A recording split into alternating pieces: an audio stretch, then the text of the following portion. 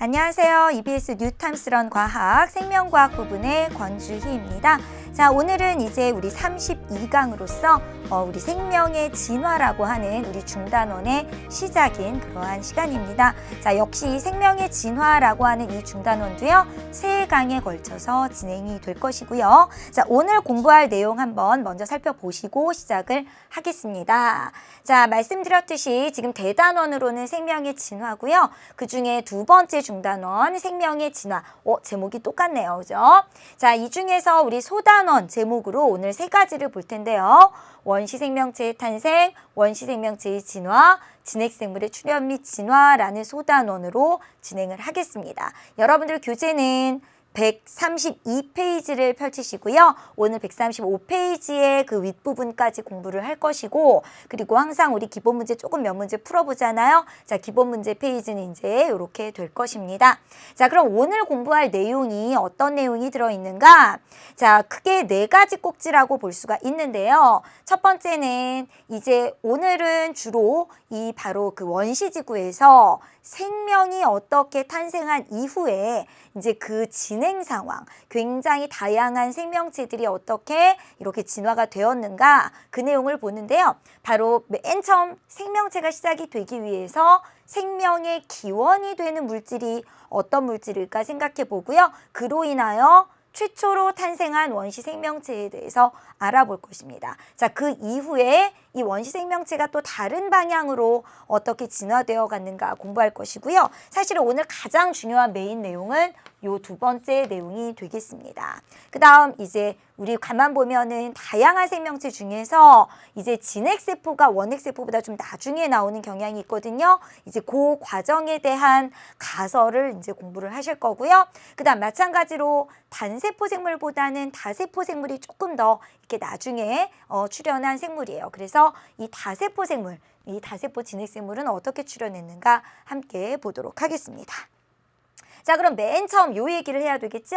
생명의 기원이 되는 물질과 원시 생명체의 탄생. 자, 이제 요 얘기를 할 텐데요. 일단 이 원시 생명체가 탄생을 해야 이 다양한 여러 가지 생물들도 탄생이 가능할 것입니다. 자, 그렇다면 이 원시 생명체가 탄생하기 위하여 이 생명체의 기원이 되는 물질에 대해서 한번 생각을 해봐야 되는데, 일단 리포솜이라고 하는 것이 원시 지구에 형성이 될 수 있었대요. 이 리포솜은 이제 어느 수준인고 하니, 우리가 앞선 단원에서 여러분들 그 코아세르베이트나 마이크로스피어 기억나시나요? 기억나시죠? 원시지구에서 점점 이렇게 화학 진화를 거쳐서 조금 더 복잡한 물질이 이렇게 되어가는 과정 중에 이 코아세르베이트나 마이크로스피어가 이제 어떻게 생겨난 그 수준이 되면은 요런 리포솜이라고 하는 것도 생겨날 수가 있어요. 요 리포솜은 어떤 것이냐면 바로 인지질 이중층. 요게 이제 뭐냐면 세포막의 어떤 형태죠. 바로 그런 형태를 띠고 있는 어떤 이게 방울, 그런 어떤 주머니라고 볼 수 있는데요. 요런 이제 리포솜이 충분히 형성될 수 있었던 그런 상황에 이제 요것만으로는 생명체가 바로 될 수가 없고, 중요한 이제 이 생명이 되는 기원이 되는 물질이 필요합니다. 그게 바로 무엇인고 하니, 일단 단백질 같은 경우는 여러분들 리포솜이 형성되기 전에 이미 형성이 돼 있었던 거 아시죠? 바로 간단한 유기물에서 복잡한 유기물이 지금 생겨난 상태고요. 그 다음에 이제 리포솜이 형성된 상태에서 바로 생명의 기원이 되는 물질이 요 안으로 들어가 줘야 돼요. 자, 그게 바로 뭐냐? 지금 여기 RNA라고 하는 것이 있는데, 이 RNA라고 하는 것을 구성하는 기본 단위체는 뉴클레오타이드고요. 요거는 이제 어떤 이제 그저 유기물 수준의 어떤 분자라고 볼 수 있어. 화합물이에요. 자, 그럼 RNA라고 하는 것이 지금 왜 여기 명시가 되어 있느냐? 요걸 우리는 지금 이 원시 생명체의 기원이 될 수 있는 유전 물질로 봐요. 자, 왜 그러냐? 일단 이 원시 생명체의 기원이 될 수 있는 어떤 유전 물질의 조건이 필요합니다. 그게 바로 뭐냐면, 일단은 유전 정보를 저장할 수 있어야 되겠죠? 유전 정보를 저장할 수 있어야 되고요. 그 다음 또 하나는요, 바로 자기 복제가 되어야만 유전적으로 세대가 계속 연속이 될 수가 있어요. 그죠? 그 다음 또 하나가 뭐냐면 효소로서 작용을 할 수가 있어야 돼요. 그래서 어떤 물질 대사를 촉매할 수 있어야만 생명체가 계속 이렇게 그죠? 물질 대사를 하면서 에너지를 만들면서 살아갈 수가 있거든요. 이 세 가지 조건을 다 갖춘 물질이 과연 어떤 것이 있을까 사람들이 추론을 해봤어요. 그랬더니 일단 후보작으로 오른 것들이 이제 이런 게 있습니다. 우리는 지금의 유전물질이 DNA인 거 알고 있지요? 그 다음 또 하나가 뭐냐면 바로 요 단백질인데 요거랑 이렇게 RNA 이렇게 세 가지예요. 후보작. 근데 당첨은 누가 된 거예요? RNA가 된 거예요. 그래서 여기 지금 RNA가 써 있는 거거든요. 그러면 DNA나 단백질은 후보에는 올랐는데 이 조건 중에 일부를 충족하지 못했기 때문에 생명의 기원이 되는 이 원시 생명체 유전물질은 뭘로 보는 거예요? RNA로 보는 거예요. 자, 그러면 이 DNA나 단백질은 이 조건 중에 뭐가 빠져 있느냐? 일단 DNA는 RNA와 굉장히 유사한 분자로서 당연히 유전 정보 저장할 수 있고 여러분들 DNA 자기 복제하는 거 잘 아시죠? DNA 복제 우리 지난번에 공부하셨어요. 자, 그런데 효소 기능을 못해요. DNA가. 그래서 단락 효소 기능을 못하기 때문에 물질 대사를 이끌어낼 수가 없다는 것입니다. 자, 그 다음 단백질 같은 경우에는 뭐가 문제인고 하니 일단 유전 정보를 저장하기도 어렵거니와 무엇보다 자기 복제가 안 돼요. 이 단백질은요. 그래서 달라. 그럼 RNA는요. 세 가지가 다 가능해요. 유전 정보 당연히 저장할 수 있어요. DNA와 거의 유사한 구조이기 때문에. 그 다음 자기 복제도 될 수 있고요. 효소 기능을 한다는 게 바로 DNA와의 결정적인 차이점입니다. 특히 이 RNA 중에서 우리 리보자임이라고 하는 게 있거든요. 그것이 바로 우리 원시 생명체의 유전물질로서 작용을 했을 것이다. 이렇게 봅니다. 그러면 일단 원시 생명체가 어떻게 태어나느냐? 일단 겉부분은 인지질 이중층의 요 리포솜의 막을 갖고 있고요. 이 안에 단백질 속, RNA 속 이렇게 들어가서 원시 생명체가 탄생했다 이렇게 보는 거고요. 현재와 같은 이제 DNA가 유전물질이 된 과정은 일단 요 RNA로부터 얘가 이제 RNA가 효소 기능을 하니까 물질 대사의 촉매 기능을 할 수가 있죠. 자, 그러면 물질 대사를 함으로써 어떻게 할 수가 있냐면 스스로 단백질을 만들어낼 수가 있습니다. 자, 요렇게 살아가다가 RNA보다는 DNA가 좀 더 안정한 분자죠. 그래서 살포시 시간이 지나 진화적으로 이렇게 DNA로 이렇게 유전물질이 옮겨갔을 것이다. 그래서 이제는 우리는 지금은 이제 어떤 방식의 생물체들이에요? DNA로부터 바로 단백질이 만들어지는 것입니다. DNA가 직접 효소로 작용하지 않아도 이미 효소로 작용하는 단백질들이 이제 우리 생체 내에 만들어지기 시작했어요. 그죠? 그러니까 이제 DNA로 가서 이제 단백질이 만들어지는 거. 단백질을 만드는 유전 정보가 이제 DNA에 저장이 되어 있는 것이죠. 자, 이제 이런 과정을 통해서 원시 생명체가 탄생했다 이렇게 보는데 그러면 이제 조금 더 구체화시켜 봅시다. 이 원시 생명체는 어떠한 형태의 생물체였을까요? 자, 이 원시 생명체가 어떠한 형태의 생물체고 그 이후에 지금 현재와 같이 이렇게 다양한 생물이 만들어졌는가? 이제 그 내용을 좀 살펴볼 예정인데 여기서 잠깐 여러분들 잠깐 용어와 이 생명체의 종류를 잠깐 좀 짚어보고 요 이후에 다양한 생명체들이 탄생하는 과정을 좀 살펴보도록 할게요. 자, 우리가 이제부터 이런 말들이 많이 나올 겁니다. 뭐냐면 종속 영양 생물 그 다음에 독립영양생물 이런 말이 나와요. 이제 생물의 종류를 이제 구분하는 거예요. 자, 지금도 우리 굉장히 다양한 생물체들이 있는데 이러한 다양한 생물체들이 이제 원시 생명체로부터 쫙쫙쫙쫙 이렇게 그죠? 진화가 돼서 분화가 돼서 이렇게 나오는 거잖아요. 그렇게 많은 이제 생물체들의 진화 과정을 보려면 어떤 다양한 생물체들이 있나를 우리가 어느 정도는 그죠? 이렇게 카테고리를 정할 수가 있어야 된다고요. 자, 그럼 이제 크게 영양 방식 그러니까 에너지를 획득하는 방식으로 생물체를 이렇게 구분을 해보면 이렇게 두 가지예요. 이거는 뭐냐면요. 종속 영양은 자 다른 것에 의존, 종속된다는 거예요. 영양 방식이. 무슨 말이냐? 뭘 먹어야 돼요. 자, 우리는 이제 먹는다는 표현을 쓰지만 이렇게 이렇게 소화기관 이런 게 이제 없는 생물들은 흡수, 섭취, 그죠? 이제 그렇게 다른 것들을 이렇게 얻어서 획득해서 에너지를 얻어내는 그러한 생명체들을 종속 영양 생물이라고 하고요. 독립영양생물은 그럼 뭘까요? 스스로 예를 들면 광합성을 해서 그러니까 식물이나 뭐 식물성 플랑크톤이나 이제 이런 생물체들을 우리는 뭐라고 부르냐면 독립영양 생물이다. 이렇게 얘기를 합니다.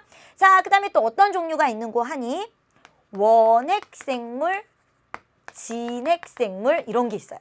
자, 요거는 이제 구체적으로 비교를 하겠지만 원핵생물은 핵이 이렇게 뚜렷하게 있지 않고요. 유전 물질이 이렇게 막으로 핵막이라는 것으로 둘러싸여 있지 않은 거예요. 자, 유전 물질이라면 이제 DNA잖아요. 지금 자, 그러한 유전 물질이 막으로 둘러싸이지 않은 상태. 그러니까 원시적인 핵이다. 핵이 없다. 그런 뜻이고요. 진핵, 진정한 핵이 있다. 무슨 말이에요?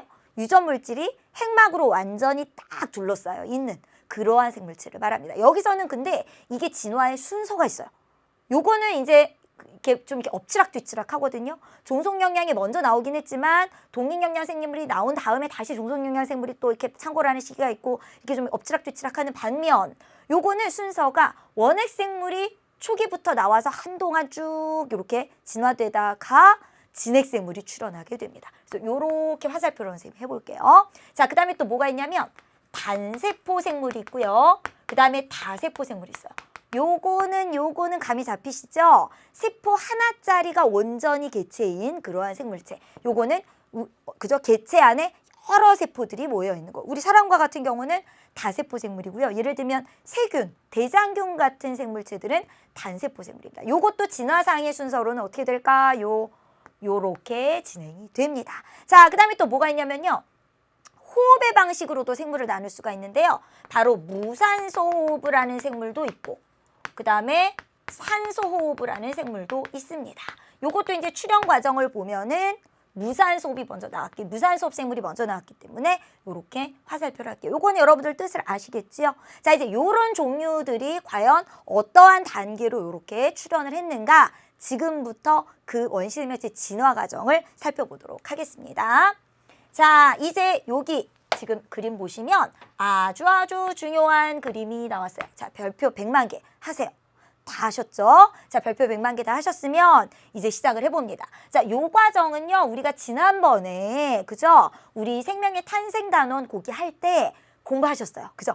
원시지구의 그죠? 원시지구 대기로부터 어떤 화학 진화를 거쳐서 간단한 유기물, 복잡한 유기물 거쳐서 짠! 우리 오늘 아까 그저 진행했듯이 원시생명체가 탄생할 수 있었다. 뭐 리포솜에 뭐뭐 들어가서 그죠? 자, 이제 요 원시생명체의 정체를 한번 생각을 해볼게요. 자, 이 원시생명체가 일단은 여러분 단세포 생물이겠어요? 다세포 생물이겠어요? 당연히 단세포 생물이겠죠. 지금 최초의 생명체 얘기하는데 벌써 다세포 생물이 나올 수는 없어요. 따라서 단세포 생물이고요. 원핵 생물일까요? 진핵 생물일까요? 당연히 원핵 생물이 먼저 나왔다 그랬잖아요. 아주 원시적인 형태니까 원핵 생물입니다. 자, 그런데 사실은요. 이 자료에 나와 있는 요 세 번째 그림까지는요. 다 단세포 원핵 생물이라고 보시면 돼요. 여기까지는 다. 자, 그러면 이제 요거보다 더 중요한 요 최초의 원시생명체의 특징이 있어요. 그것은 무엇인고 하니 바로 영양 방식과 호흡 방식을 여러분들이 딱 여기서 추론하실 수 있어야 돼요. 자, 한번 추론해 볼까요? 일단 영양 방식 생각해 볼까요? 자, 지금 상황에서 자, 스스로 뭔가 광합성 같은 작용을 통해서 우리 그저 유기물을 스스로 만들어낼 수 있는 상황일까요? 잘 생각해 보세요. 광합성을 할 수 있을까? 단순하게 그렇게 생각해 보세요. 광합성의 재료 여러분들 아시죠? 광합성 재료 중에 가장 중요한 게 뭐예요? 우리 광합성을 해서 유기물을 만들어야 되는데 유기물의 핵심은 탄소예요. 탄소. 그죠? 탄수화물, 단백질, 지질 이런 거 다 탄소화물이잖아요. 자, 그러려면 뭐가 재료가 있어야 되냐면 CO2가 많이 있어야 돼요. 근데 지금 상황이 CO2가 많이 있어요? 없어요? 많이 없어요. 그러니까 이 최초의 생명체는 광합성과 같은 작용을 통해 스스로 유기물을 만들어내기는 좀 어려운 상황일 겁니다. 그럼 종속영양 생물은 가능한가? 상황을 보세요. 종속영양은 뭐만 있으면 돼요? 유기물만 주변에 있어주면 돼요. 그럼 이렇게 흡수 섭취하면 되잖아요. 유기물 있죠. 여러분 화학 진화 과정에서 간단한 유기물이 복잡한 유기물로 되잖아요. 그러니까 주변에 이미 지구에 어떤 복잡한 고분자 유기물은 이미 형성된 상태랍니다. 따라서 뭐일 가능성이 높다? 영양 방식, 종속영양 생물의 가능성 높다. 중요합니다. 자, 이제 호흡 방식 한번 생각해 봅시다. 호흡 방식으로는 두 가지를 했죠. 무산소 호흡이냐 산소 호흡이냐. 자, 산소 호흡을 하려면 뭐가 많아야 돼요? 산소가 많아야 산소 호흡 생물이 나오기가 좋겠죠. 자, 지금 산소가 많아요? 산소 많지 않아요. 그죠? 요런 대기를 통하여, 대기 성분의 기체를 통하여 고분자 유기물을 만드는 동안 산소가 나와요? 그렇지도 않단 말이에요. 원래 원시지구의 대기에 산소도 없었거니와 유기물을 만들어 나가는 과정에서도 산소가 크게 발생했다는 그런 그저 어떤 추론은 불가능합니다. 따라서 어떤 호흡을 했을 것이다? 무산소 호흡을 했을 것이다. 자, 요 조건 여러분들 알아두시기 바라겠습니다. 요거는 기본. 단세포 원핵생물이라는 것은 기본적으로 여기 다 해당되는 것이고요. 이 최초의 원시 생명체는 종속영양생물 무산소 호흡을 했을 것이다. 자, 요거 중요합니다. 알아두세요. 자, 그럼 이제 그 다음으로 진화되는 과정 여러분들 이제 추론을 또 하셔야 돼요. 자, 그것은 이 생물이 많아짐에 따라 이 생물들이 이제 막 번식을 함에 따라 지구 환경이 어떻게 변할까로 여러분들이 다음 생명체가 어떤 게 또 출현할 수 있을까 생각하시면 돼요. 자, 이 생명체의 특징은 뭘 막 그저 외부로부터 유기물을 그저 받아들여서 산소를 쓰지 못하면서 그거를 분해해서 살아가는 생명체예요. 호흡이라고 하는 게 유기물을 분해해서 에너지를 얻는 거니까요. 자, 그렇다면 유기물을 분해해서 에너지를 얻는데 이러한 유기물에는 또 다 뭐가 들어있어요? 탄소화합물들이잖아요. 탄소가 들어있단 말이에요. 아하, 그럼 이제 뭐가 나오기 딱 좋구나. CO2가 나오겠네요. 이런 유기물이 탄수화물, 단백질 이런 거예요. 여러분들 아시죠? 탄수화물, 단백질 이런 거 분해되면 뭐가 나와요? CO2H2O. 그죠? 따라서 우리 지구 환경에 CO2가 이 생명체들 덕분에 증가하는 상황이 됩니다. 자, 그렇다면 뭐가 나올 수가 있어요? 아까 여기서 요게 독립영양인가 종속영양인가 생각해보자 하면서 선생님이 뭐 해보자 그랬어요? 독립영양, 즉 광합성 같은 걸 하려면 CO2가 필요할 것이다 생각하셨죠? 그런데 드디어 요 생명체 덕분에 종속영양 무산소 호흡을 하다 보면 CO2가 증가하기 시작합니다. 그래서 뭐가 나올 수가 있어요? 독립영양생물이 나올 수밖에 없는 겁니다. 이해 가셨죠? 엔드, 요 사이에 요런 생각도 해보시면 돼요. 자, 이 원시 생명체들이 종속영양이니까 유기물을 막 써먹잖아요. 그러니까 지구상의 유기물은 또 부족해지겠죠. 그러니까 어떤 필요가 생겨요? 종속영양보다는 스스로 만들어내는 생물들이 살아갈 수 있는 환경이 되겠죠. 그죠? 종속영양생물이 유기물에 의존해야 되는데 독립영양생물은 스스로 유기물을 만들 수가 있으니까. 그래서 독립영양생물이 이 다음에 이렇게 출현하게 되었다. 이렇게 보시면 됩니다. 자, 요 CO2 증가로 인하여 독립영양생물이 되었다. 그러니까 출현하였다. 요 과정 요렇게 여러분들이 딱 자연스럽게 추론하실 수 있어야 되고요. 자, 그다음 독립영양생물의 출현으로 이제 이 다음 코스 한번 생각해 봅시다. 자, 이 독립영양생물에 대해서 일단 좀 짚고 넘어갈게요. 이 독립영양생물은요, 일단 초기에는 어떤 독립영양생물들이 출현했냐면요. 이 초기의 독립영양생물들은 우리가 흔히 말하는 그 식물과 같은 이러한 생물들은 아니에요. 왜냐하면 식물은 다세포 진핵생물이고요. 그죠? 그 다음에 이 독립영양을 하려면은 이 CO2를 이용해서 어찌어찌해서 뭐가 나와야 되냐면 예를 들면 요게 이제 가장 기본적인 유기물이에요. 이게 뭐냐면 포도당이거든요. 그럼 포도당 정도는 아시죠? 탄수화물 중에서. 자, 그러면 요 CO2 이용해서 요거를 만들려면 일단 기본적으로 뭐가 필요하냐면 CO2에는 없는 수소가 많이 붙어있는 이러한 유기물이 만들어져야 되니까 누군가가 수소를 공급해주는 물질이 필요해요. 수소 공급원이 필요하다고요. 자, 그런데 수소를 공급할 수 있을 만한 물질 중에서 어떤 게 더 우리 수소를 더 잘 내어놓느냐면 물보다는요. 우리 실제 광합성의 재료는 우리 식물의 광합성할 때는 재료가 H2O가 있지요. 근데 H2O보다는요. 요런 거 황화수소가요. 이 물보다는 더 수소를 잘 내어놓는데요. 수소를.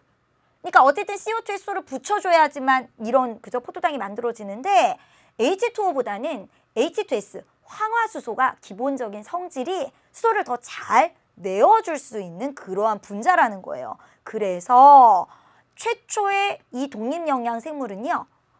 아무래도 물을 이용하는 물로부터 수소를 얻는 생명체보다는 황화수소로부터 수소를 얻어서 이렇게 유기물을 만들어내는 생물체였을 것이다 라고 추론을 하고요. 그런 생명체들의 이름으로는 뭐 홍색 황세균, 이렇게 황자가 들어가는 그러한 생물이래요.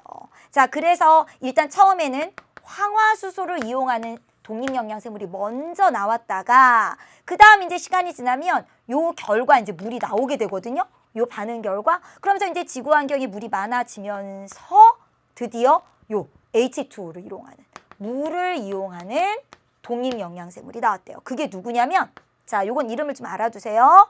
처음에 이 황화수소를 이용하던 생물체에서 조금 더 시간이 지나서 물을 이용해서 광합성을 하는 생명체. 자, 그게 누구냐면 남세균이에요. 자, 요건 좀 유명한 생물이라서 여러분들 좀 알아두시기 바랍니다. 자, 남세균은 독립영양생물로서는 초기가 아닙니다. 초기는 홍색 황세균, 이렇게 황화수소를 이용하는 생물이고요. 남세균은 엄연히 뭘 이용한다고요? 물을 이용해요. 그래서 반응식이 뭐냐면 남세균이 독립영양하는 반응식 이거예요. CO2에, 자, CO2에 물 이용해서, 그죠? 물 이용한댔죠? 그래가지고 어떻게 하냐면 포도당 만들고 그 다음에 물이 또 나와요. 네. 산소가 나와요. 자, 요게 바로 남세균이, 마치 지금 우리 실제 광합성 반응식과 굉장히 유사한 반응이거든요. 자, 요런 반응식으로 남세균이 실제로 광합성을 했습니다. 자, 이제 남세균은 어떤 특징이 있는가 생각해 볼게요. 자, 남세균은요, 기본적으로 여기 지금 다 뭐예요? 단세포 원핵생물이죠? 따라서 원핵생물이기 때문에 엽록체 같은 거는 없고요. 엽록체는 이제 나중에 공부하시겠지만 진핵생물만이 가지는 그러한 이제 광합성을 하는 세포 소기관이고요. 남세균은 엽록소와 같은 광합성 색소는 있고 광합성을 할 수 있는 막 정도가 그냥 이렇게 세포질에 이렇게 있는 그러한 상태의 원핵생물이고 일종의 세균입니다. 독립영양세균이다 이렇게 생각하시면 돼요. 자, 그럼 이제 요 다음으로 갈게요. 자, 요 다음 이제 굉장히 중요한데요.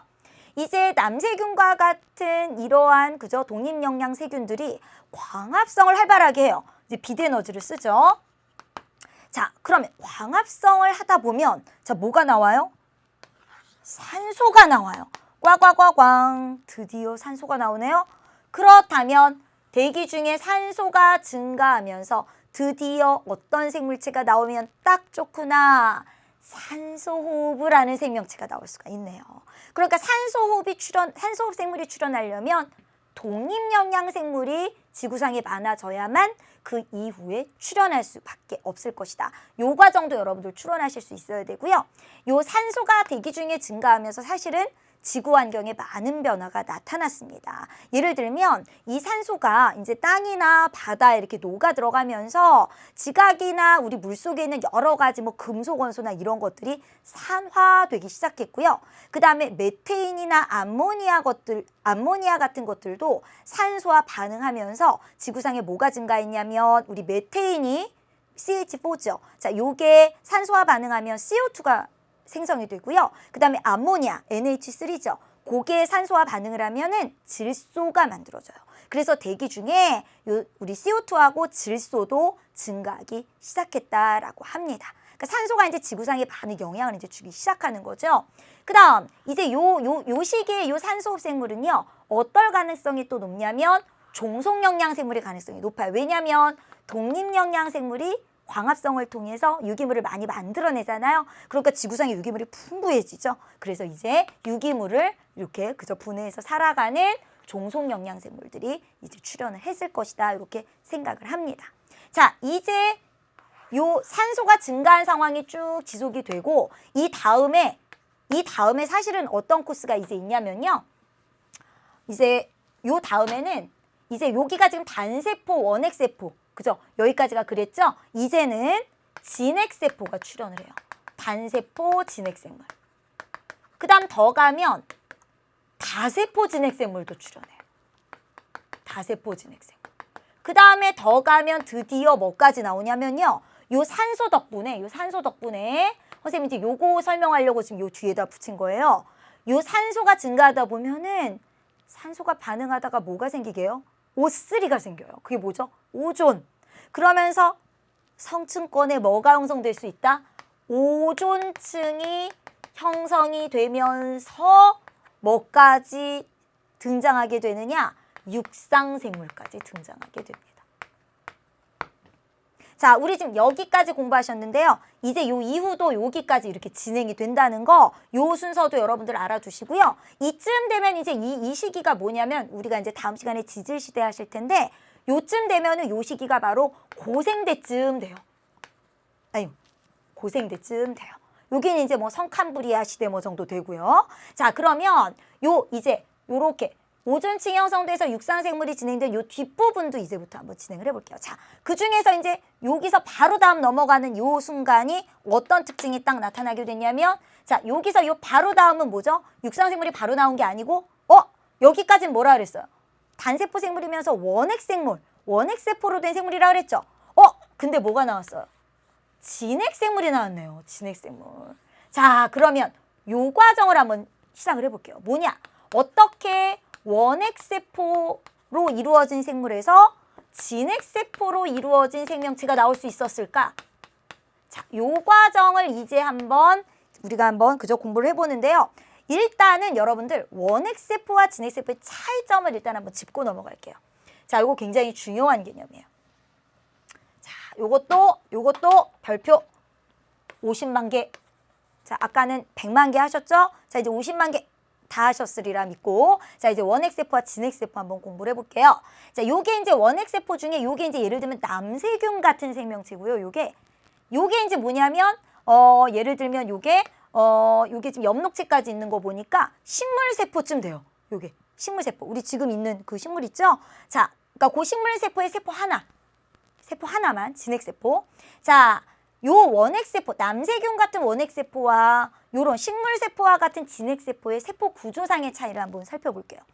자, 무조건 다르기만 한 게 아니고요. 기본적인 공통점은 있습니다. 자, 공통점 찾기 한번 해보세요. 같은 점 찾기. 자, 그게 뭐죠? 일단 세포막 기본적으로 다 있어요. 그죠? 그 다음 뭐 있어요? DNA. 자, 요 해간에 DNA 있겠죠? 여기 DNA가 써있진 않지만 DNA. 그 다음 리보솜. 자, 요거 기억하세요. 세포막, DNA, 리보솜은 원핵세포, 진핵세포 다 공통적으로 있는 것이다. 이렇게 기억을 꼭 하세요. 자, 무슨 기능들을 하냐면요. 이런 것들이 세포막은 당연히 세포 구조의 가장 기본이에요. 세포막. 인지질 이중층으로 된 요 세포막. 요게 가장 세포의 기본적인 구조입니다. 자, 그 다음에 DNA. 이건 뭐예요? 유전물질이죠. 당연히 생명체로서 기본적으로 가지고 있어야 될 유전물질이고요. 그 다음 리보솜. 이거 중요해요. 리보솜은요. 왜 원핵세포도 기본적으로 갖고 있어야 되냐면요. 요게 바로 단백질을 합성하는 장소예요. 근데 여러분들 생명체가 물질 대사하려면 뭐가 필요하지요? 효소가 필요해요. 근데 효소가 뭘로 돼 있게요? 단백질로 되어 있어요. 그러니까 생명체는 반드시 단백질을 만들어야 돼요. 그래야 살아갈 수가 있어요. 그런데 리보솜이 단백질을 합성하는 장소이므로 기본적으로 생명체라면, 즉 원핵세포로 구성되어 있던 진핵세포로 구성되어 있던 뭐는 있어야겠구나. 세포에 리보솜은 있어야 되고요. 참고로 이 리보솜은요. 막구조가 아니에요. 우리가 편의상 그림에는 이렇게 동그랗게 선을 이렇게 그죠? 그려놓지만 이 선이 막을 의미하는 선은 아닙니다. 그냥 입자예요. 입자. 자, 리보솜은 막구조가 아니다. 이거 알아두세요. 세포막, DNA, 리보솜은 원핵세포, 진핵세포가 기본적으로 다 갖는 기본적인 구조이다. 자, 그럼 이제 차이점을 보겠습니다. 자, 일단 진핵세포에는 없는데 원핵세포에 있는 게 뭐냐? 세포벽이에요. 자, 그런데 이 세포, 여기도 세포벽이 있는데요. 자, 요 세포벽은요. 진핵세포 중에 식물세포가 가지고 있는 것이고요. 동물세포도 세포벽이 있진 않아요. 선생님 왜 차이라고 얘기했냐면 이 세포벽과 이 세포벽은 달라요. 성분이. 요거는 셀룰로스로 돼 있고요. 요거는 이제 펩티도글리칸이라는 걸로 돼 있거든요. 그래서 기본적으로 다릅니다. 그리고 모든 진핵세포가 세포벽을 가진 것도 아닙니다. 자, 이제 그 차이점도 아셔야 되고요. 그 다음 이쪽이 뭐가 좀 더 복잡하죠. 여기는 그냥 광합성을 따로 하는 세포소기관이 있는 게 아니라 그냥 이런 막구조가 있어가지고 광합성을 해요. 자, 그런데 여기는 엽록체라고 하는 중요한 세포 소기관이 떡하니 자리가 잡혀 있고요. 요 안에 보면은 막 뭐가 복잡한 구조물이 있죠. 엽록체와 같은 것들, 또 미토콘드리아 같은 것들, 이런 것들은 여기 있어요, 없어요? 없어요. 이런 것들은요 다 막구조로 되어 있고요. 이러한 막구조의 세포소기관은 누구한테만 있다? 진핵세포에만 있어요. 리보솜은 막구조가 아니에요. 이거는 그냥 막 자체지 이걸 세포소기관이라고 볼 수는 없고요. 따라서 막구조의 중요한 이러한 세포소기관은 예를 들어 뭐가 있는데 엽록체 미토콘드리아 같은 게 있는데 이런 거는 진핵세포에만 있다. 그 다음 또 진핵세포에만 있는 게 뭐가 있냐면요. 소포체라는 게 있는데요. 이것도 막구조예요. 막구조로 이렇게 막 주머니 모양이고요. 이러한 소포체랑 또 비슷한 막구조로 진핵세포가 가진 게 또 뭐가 있냐면 골지체. 요런 것도 막구조예요. 요런 거 누구한테만 있다? 진핵세포에만 있다. 원핵세포가 아니라 진핵세포라는 증거물들, 그런 세포소기관들이 요런 거 소포체, 골지체, 미토콘드리아, 엽록체, 그리고 사실 제일 중요한 게 뭐예요? 핵이에요, 핵. 이 안에 DNA가 막 이렇게 들어있고요. 이 핵도요, 막으로 돼 있어요. 핵막. 핵이 있다는 것은 핵막이 있다는 뜻이에요. 여긴 있어요, 없어요? 없죠. 그냥 DNA가 세포질에 그냥 떡하니 노출되어 있잖아요. 그죠? 자, 이렇게 중요한 차이점 기억을 하시면서 자, 그러면 이제 원핵세포와 진핵세포의 차이를 아셨으면 처음에 아까 선생님이랑 지켜봤던 그 원시생명체로부터 계속 이렇게 진화되는 과정에서는 쭉 다 뭐였습니까? 원핵세포로 된 원핵생물이었죠. 그러면 이제 이런 생물들만 있다가 어떻게 이렇게 진핵세포 구조의 생명체가 나올 수 있었는가? 그것에 대한 가설이 아주 유명한 게 있거든요. 그걸 살펴보는데 일단 두 가지가 있어요. 자, 이름이 워낙 중요해서 딱 한번 명시해 놓고 갈게요. 뭐냐면 진핵세포가 출현하게 된 과정에 관한 가설이에요. 그러니까 원핵세포에서 진핵세포로 진화가 되는 과정을 설명하는 가설이죠. 자, 두 가지가 뭐냐면요. 세포막 함입설. 말이 어려워서 이렇게 선생님이 써드리는 거예요. 그 다음 또 하나가 뭐냐면요. 세포 내 공생설. 어렵죠? 자, 말도 어려운데 어쨌든 이름 여러분들 잘 정리해 보시고요. 함입이라는 게 무슨 뜻인지 아세요? 안쪽으로 이렇게 뭐가 이렇게 안쪽으로 이렇게 밀려 들어간다 그런 뜻이에요. 근데 공생은 뭔지 아시죠? 같이 산다. 그러니까 이쪽은 뭔가 이렇게 막이 안으로 밀려 들어가는 것이 중요한 그런 이론이고요. 그 다음에 이 과정에서 중요한 거는 뭔가가 공생한다는 게 중요해요. 자, 그럼 이 두 가지를요. 실제 우리 그림으로 살펴보면서 도대체 두 가지가 뭘 의미하는지 한번 보겠습니다. 자, 이게 지금 뭘 얘기한다고요? 원핵세포에서 진핵세포가 탄생하는 과정을 얘기하는 거예요. 자, 그래서 진핵세포 탄생 과정인데 자, 먼저 여기 뭐라고 말은 안 돼 있지만 선생님이 한번 찝어볼게요. 이 부분이 뭐냐면요. 이 부분이 세포막 함입설을 말하고 있습니다. 자, 세포막 함입설로 지금 뭐 어떤 과정이 진행되나 볼게요. 자, 원래 숙주세포. 자, 숙주세포는 이 세포막 함입설에서는 별로 중요한 표현은 아니고요. 원핵세포가 이렇게 떡하니 있었어요. 자, 이 바깥은 뭘로 돼 있어요? 이 바깥막? 세포막이죠. 그죠? 자, 세포막이 있었는데 제목이 뭐죠? 세포막 함입설. 세포막이 안쪽으로 이렇게 밀려 들어가는 함입이라는 과정이 일어나요. 여기도 일어나고 막 일어나요. 그러면서 뭐가 만들어지냐면요. 요게 이렇게 함입되다가 이 DNA를 둘러쌉니다. 그랬더니 핵막이 만들어졌네요. 핵막. 그죠? 핵막. 그 다음 요게 이렇게 또 말려 들어가면서 주변에 이런 막구조에 소포체나 또는 이런 거 이제 골지체 같은 거 얘기해요. 골지체. 이런 것들이 세포막이 이렇게 안으로 말려 들어가면서 막 형태가 잡히면서 만들어졌다는 거예요. 요게 바로 세포막 함입설입니다. 여기서 여러분들 세포막 함입설로 만들어진 것 세 가지 기억하세요. 핵막, 소포체, 골지체. 요거 아까 진핵세포에만 있는 거잖아요. 그죠? 그럼 이제 이게 뭐가 된 거냐면 요거 자체는 뭐예요? 이거 전체는. 이미 핵막, 그죠? 소포체, 골지체 이런 거 만들어졌으니까 이거는 뭐예요? 이거 진핵세포예요. 이걸 우리는 뭐로 규정하냐면 이 정도 수준을 원시 진핵세포라고 얘기합니다. 여러분들 요거 헷갈리시면 안 돼요. 요거 문제 잘 나와요. 요거 기억해놓고 이 세포는 진핵세포인가 원핵세포인가 보기에 나와요. 이거 뭐예요? 진핵세포입니다. 이미 핵막이 만들어졌으니까요. 자, 그러면 이제 요 다른 거 미토콘드리아나 엽록체 같은 거는 어떻게 해서 만들어지나 볼게요. 그 과정이 뭐냐면요. 요런 거 이렇게 미토콘드리아나 엽록체 같은 거 이런 거 만들어지는 과정이 뭐냐면 조금 아까 두 번째 가설 세포 내 공생설로 만들어져요. 자, 어떻게 만들어지나 볼게요. 여기서부터 보셔야 돼요. 여기 보시면 호기성 세균이라는 요 세포와 다른 동네에 막 이렇게 살고 있던 세균이 있었어요. 호기성 세균의 특징은 뭐냐면 산소, 여기 기가 이제 산소를 의미하는 단어예요. 말이 너무 어렵죠. 산소를 이용해서 호흡하는, 그러면서 번식해 나가는 그러한 세균이라는 뜻이에요. 산소를 잘 써먹을 수 있는 그러한 세균입니다. 요 세균이요, 요렇게 안에 공생이 돼요. 이제 원래 이 세균의 세계가요, 서로 막 이렇게 공생하고 막 기생하고 이러한 과정이 굉장히 활발한 특징이 있거든요. 그래서 이렇게 쑥 들어와가지고 여기 살다가 어떻게 되냐면 이게 아예 미토콘드리아가 돼버렸다는 거예요. 미토콘드리아가. 아예 사는 거예요, 여기. 자, 그 다음. 그렇게 해서 이제 미토콘드리아까지만 공생했으면 진핵세포 중에 동물세포가 되는 거고요. 자, 여기서 한 단계를 더 가요. 자, 미토콘드리아 공생 이후에 하나의 공생이 또 들어가요. 그게 뭐냐? 광합성하는 세균. 우리 아까 봤던 남세균 같은 거 있죠? 그런 남세균 같은 광합성 세균이 아까 그 처음에 1차적 이 숙주세포에 미토콘드리아 공생한 상태에서 또 공생을 해요. 들어와서 또 여기 살아버려요. 자, 그러면 이거는 원래 광합성을 할 수 있었던 거니까 뭐가 돼버려요? 엽록체가 돼버린다는 거예요. 자, 일단 정리를 하자면 세포 내 공생설을 통해서 만들어지는 진핵세포의 세포소기관은 뭐다?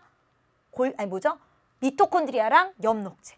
미토콘드리아랑 엽록체. 요거는 세포 내 공생설로 형성된 세포 소기관이에요. 자, 그러면 이거 뭔가 좀 껄쩍지근하지 않으세요, 여러분들?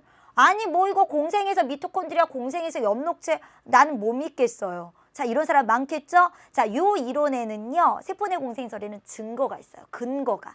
자, 그 근거가 뭐가 있냐면요, 요게 요렇게 보세요. 이렇게 공생하는 과정에서 요렇게 밀려 들어오면서 요렇게 여기 딱 닫히는 거죠. 그러면 어떻게 되냐면 원래 이 호기성 세균 자체가 막이 있었죠. 근데 요 막을 가진 요 세균이 들어오면서 함입이 또 돼서 딱 닫혀야 되잖아요. 그러면 막이 몇 개여야 돼요? 미토콘드리아는 2개여야 되죠. 실제로 미토콘드리아나 엽록체는 이중막이에요. 왜 이중막이냐 생각해보면 공생의 과정에서 그렇게 이중막이 될 수밖에 없다는 거죠. 안쪽 막은 원래 그 호기성 세균이나 광합성 세균의 막, 바깥쪽 막은 이 숙주세포의 세포막, 이렇게 생각하시면 돼요. 그 다음에 이거보다 더 중요한 근거가 있습니다. 그게 뭐냐면요, 미토콘드리아나 엽록체에는요, 자체 DNA가 있어요. 자체 DNA. 즉 원래 이 핵 속에는 이 DNA하고 달리 이 미토콘드리아나 엽록체 안에 또 DNA가 있단 말이에요. 그래서 증식이 돼요. 뭐도 있냐면요, 리보솜도 있어요. 무섭지 않으세요?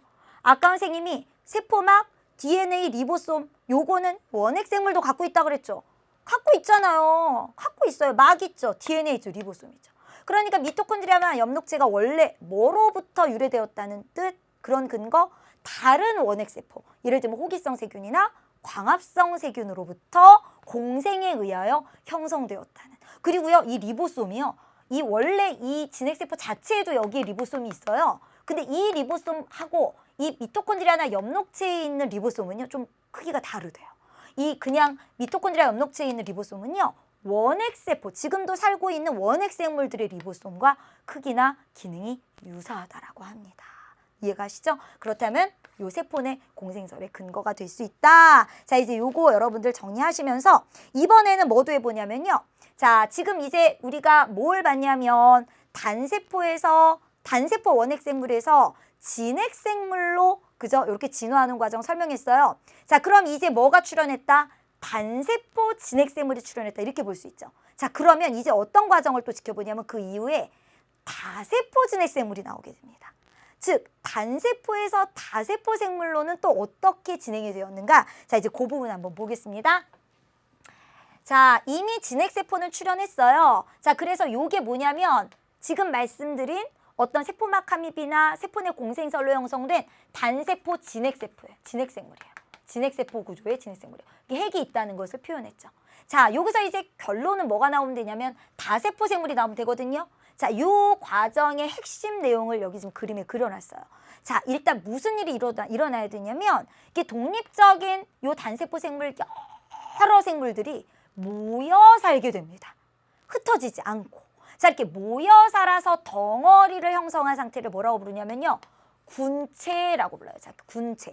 다세포 생물 탄생의 가장 핵심적인 용어가 군체 형성입니다. 자, 그런 다음에 어떻게 되냐면 특성화되고 독립된 세포들로 이루어진 초기 다세포 생물이 된다. 이건 무슨 말이냐면 이렇게 모여 사는 세포들이요. 분화가 되는 거예요. 자, 어떤 세포는 예를 들어 이렇게 좀 운동성이 강화된 그러한 세포가 되고 또 어떤 세포들은 좀 이렇게 영양분을 생성하거나 흡수하거나 주로 영양분에 대한 기능을 담당하는 세포로 세포의 분화가 일어나는 거예요. 분업하게 된다. 이렇게 생각하시면 됩니다. 세포들이. 그러다가 아예 이쪽 세포들은 뭐가 되냐면 생식세포를 형성할 수 있는 그러한 세포들이 되고 그 다음에 이제 이쪽 세포들은 예를 들면 이렇게 체세포 그냥 일반 체세포가 되고 이렇게 기능이 분화되면서 뭐까지 되면 생식세포를 형성하게 돼서 다음 단계로 이렇게 계속 유전 현상이 일어나게 되면 즉 번식이 이렇게 계속 되다 보면 이 전체가 하나의 생물체로서 이제 딱 다세포 생물이 된다는 겁니다. 자, 이렇게 다세포 생물 탄생의 핵심은 바로 뭐다? 군체를 형성하면서 시작이 되었다. 이렇게 정리하시면 되고요. 자, 이 이후에 이제 우리 아까 산소를 형성하게 된 그러한 상황에서 산소가 대기 중에 많아지면 뭐도 결국 만들어진다? 육상생물이 이제 지금 우리가 많이 이렇게 눈에 보이는 생물들이 다 육상생물이잖아요. 자, 바로 산소 농도 증가로 오존층이 형성되면서 자외선이 차단되어 결국에는 바닷속에만 생물이 사는 게 아니라 이렇게 자외선이 차단된 상태니까 육상생물까지 출현하게 되었다. 그럼 굉장히 많은 종류의 생물들의 출현 과정이 설명이 되었습니다. 자, 이제 여기까지 보시고요. 우리 이제 문제 풀면서 오늘 내용 확인해 보도록 하겠습니다. 자, 먼저 풀 문제는요. 여러분들 138쪽에 있는 기본 문제 1번입니다. 리포솜은 아까 우리 맨 처음 공부하신 거예요. 원시생명체가 탄생할 수 있는 조건. 자, 거기서 리포솜은 인지질이 이중으로 배열해서 형성된 속이 빈 작은 바굴 구조이다. 자, 그러니까 일단 막은 된 거예요. 막은. 자, 여기서 이제 리포솜이 생명체가 되려면 어떻게 해야 된다고요? RNA와 단백질이 들어와야 된다 그랬죠? 자, 그러면 리포솜이 가지고 있지 않은 RNA나 단백질이 가진 특징. 그거를 여기서 이제 고르시면 돼요. 리포솜부터 시작해서 생명체가 되려면 뭘 더 갖춰야 되냐. 자, 막구조? 이건 원래 리포솜이 갖고 있는 거니까 더 갖춰야 될 게 아니에요. 자, 유전물질. 이거 가져야 되겠죠? RNA. 최초의 유전물질. 자, 요거 골라주시고요. 자기복제 능력 있어야죠. 그죠? 리포솜 자체는 자기복제 능력이 없죠. RNA 덕분에 이제 복제가 되는 것이고요. 분열 능력은요. 원래 리포솜이 가지고 있어요. 요거는. 크기가 증가하는 것도 원래 리포솜이 할 수 있고요. 물질 흡수도 가능합니다. 따라서 이 두 가지를 갖춰야 될 요소로 골라주시면 되겠습니다. 이제 두 번째 문제는요. 기본 문제 13번입니다. 여러분들 139쪽에 보시면 있어요. 자, 요거는 뭐냐면요. 진핵세포에 있는 막으로 쌓인 세포소기관의 형성 과정에 대한 가설이래요. 자, 우리 가설 두 가지 기억나시죠? 세포막 함입설과 세포내 공생설. 자, 어떤 건지 구분 한번 해볼게요. 처음에는 독립적으로 생활하던 원핵생물이 다른 원핵생물 안에서 어떻게 됐다? 공생관계를 유지하며 살다가 세포소기관을 분화했다. 무슨 설? 세포내 공생설. 자, 나와볼게요. 원핵생물 세포막이 안쪽으로 함입되어서 이거 뭐예요? 세포막 함입설. 자, 요걸로 형성된 거 각각 얘기하면 뭐죠? 세포내 공생설로 형성된 거 미토콘드리아 엽록체. 세포막 함입설로 형성된 거 핵막, 소포체, 골지체. 요거까지도 정리를 하시고요. 자, 이제 다음 문제 보겠습니다. 자, 기본 문제 17번이에요. 자, 여러분들 교재 140쪽 한번 넘겨보세요. 있지요? 자, 다음은 남세균과 볼복스에 대한 설명이래요. 자, 남세균과 볼복스 같은 애들은 자, 남세균은 단세포 생물이지만 여러 개체가 모여서 실 모양의 무엇을 이루고 있고 볼복스는 진핵생물이에요. 그런데 볼복스 또한 단세포들이 모여서 곰 모양의 뭐를 이룬대요. 그러니까 남세균도 단세포로 뭔가 모여있고 볼복스도 진핵세포가 막 많이 모여있대요. 그 공통적으로 들어간 말은 뭐죠? 세포가 막 모여 사는 거. 자, 바로 요거죠. 군체. 군체가 정답이 되겠습니다. 자, 그러면 우리 지금 현재 요 단원에 해당하는 문제는 다 풀어보셨고요. 자, 그러면 우리 다음 시간에는 무엇을 공부를 하셔야 되느냐? 자, 우리가 지금 오늘 공부하신 내용에선 어디까지 갔냐면 자, 어디까지 갔냐면 자, 한번 오늘 굉장히 많은 내용을 했기 때문에 정리를 해볼게요. 자, 원시 생명체 탄생했고, 그죠? 리포솜, RNA, 단백질 합쳐져서요. 자, 그 다음에 뭐가 형성됐죠? 자, 아까 중요한 거 우리 무산소 호흡, 종속 영양생물. 그 다음에 뭐가 형성됐다고요? 뭐가 형성됐다고요? 여기서 CO2 나오면서 바로 독립영양생물. 독립영양생물. 자, 그 다음에 독립영양생물 덕분에 뭐가 나왔다? 산소가 나오면서 산소호흡, 종속영양생물. 여기서 이제 유기물도 나오니까 이 두 가지 딱 써먹는 산소호흡과 종속영양생물이 나왔고, 여기까지는 뭐라고요? 다 단세포 원핵생물이었어요. 그 다음에 우리는 무슨 과정도 보셨냐면 요 다음에 원핵생물에서 진핵생물로 가는 과정 보셨어요. 그죠? 그런데 일단 먼저 단세포 진핵생물 나온다. 그래서 원핵에서 진핵 가는 거 일단 먼저 확인하셨고요. 그 다음에 단세포였다가 쭉 단세포였다가 뭐가 나왔다? 다세포 진핵생물. 이미 이제 진핵생물 나왔으니까. 그죠? 그래서 우리가 또 과정을 확인하신 게 군체를 형성하면서 단세포에서 다세포 가는 거. 요거 공부하셨고요. 그 다음에 이제 마지막으로 우리 요 산소 덕분에 오존층이 형성되면서 자외선이 차단되면서 맨 마지막에 뭐가 나왔다? 육상생물이 나왔다. 이렇게 공부하신 겁니다. 자, 이제 큰 틀이 확인이 되시죠? 자, 여기서 여러분들 용어들 종속영양, 독립영양, 단세포, 다세포, 원핵, 진핵. 그죠? 그러면 여러분 여기가 육상생물이면 여긴 다 뭐였다는 거예요? 수생생물이었다는 거예요. 그것도 생각해 보세요. 그죠? 수생생물, 그죠? 육상생물. 요 차이도 여러분들 생각하시면서 이제 우리 다음 시간에는요. 어떻게 요 과정에서 조금 더 구체적으로 시기별로 우리 육상생물들이 좀 더 다양해지고 또 우리 여러 가지 요 생물들의 어떤 종류가 있고 요런 과정 속에서 우리 그죠? 진화적으로 어떠한 증거들이 있고 그 과정을 어떻게 설명하고 있는가 그 내용을 우리 다음 시간에 살펴보도록 하겠습니다. 자, 다음 시간에는요. 주로 화석 지질시대 약간 지구과학적인 그런 측면에 대해서 공부를 하실 텐데요. 생명의 진화 두 번째 시간으로 함께 할 건데 자, 여러분들 뭐 해오셔야 돼요? 자, 기본 문제 몇 개만 미리 풀어오시고요. 복습을 꼭 하세요. 복습 어떻게 한다? 스스로 설명하듯이 그저 이렇게 말로 해보거나 백지에 써본다. 그죠? 오늘 공부한 포인트 다시 한번 꼭 복습하고 다음 시간에 만나도록 하겠습니다. 여러분 수고 많으셨고요. 여기서 인사드릴게요. 안녕히 계세요.